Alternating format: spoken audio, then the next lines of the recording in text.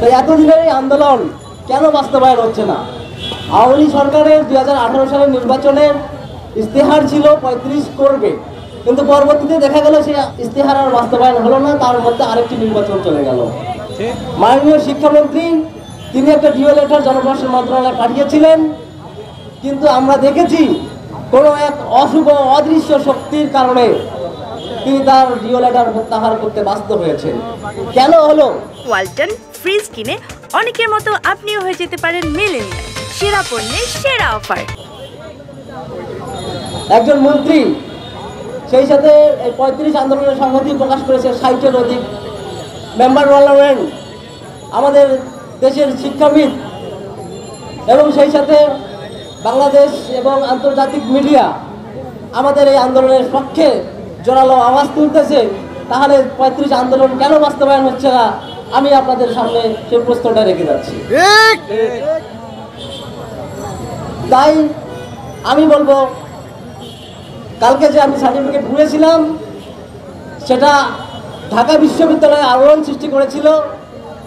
তাই আমি বলবো আমাদের শুধু মাঠে আন্দোলন করলেই চলবে না, আন্দোলন মাঠে করতে হবে, অনলাইনে করতে হবে, ফেসবুকে করতে হবে, ইউটিউবে করতে হবে। তাহলেই আমাদের আন্দোলনের সার্বিক যে আমরা সফলতা সেটাই পাবো। যাই হোক, আমি আমার সংক্ষিপ্ত বক্তব্য এখানেই শেষ করছি। আমার কিছু বলার নেই ভাই, কালকে থেকে খুবই আমি হতাশাগ্রস্ত। আমার বিভিন্ন জায়গা থেকে ফোন আসতেছে, তারা বলতেছে ভাই এমন করলেন কেন, এমন করলেন কেন। কিন্তু আমি তো বুঝতেছি, এখানে যারা 35 প্রত্যাশী রয়েছে তারা বুঝতেছে যে আমি এমন করলাম কেন।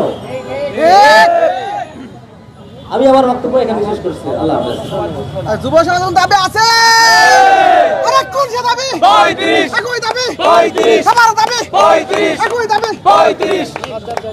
প্রিয় সংগ্রামী উপস্থিতি, আজকে প্রিয় সাংবাদিক ভাইবোনেরা, আমরা আজকে শিক্ষার্থী সমাবেশ থেকে আমরা কিছুক্ষণের ভিতরে জাস্ট 5টার দিকে আমরা আমাদের বিক্ষোভ মিছিল শুরু হবে।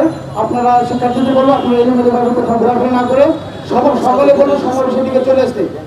আমরা সর্বোচ্চ 10 থেকে 15 মিনিটের ভিতরেই আমাদের সমস্ত প্রস্তুতি সম্পন্ন রয়েছে।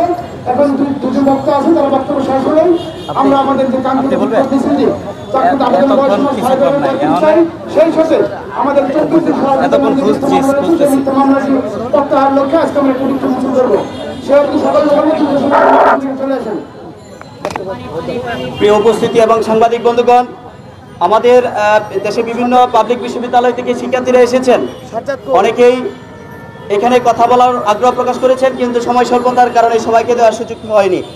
প্রিয় বন্ধুরা, যে বিষয়টি নিয়ে আমরা বারবার বলার চেষ্টা করছি,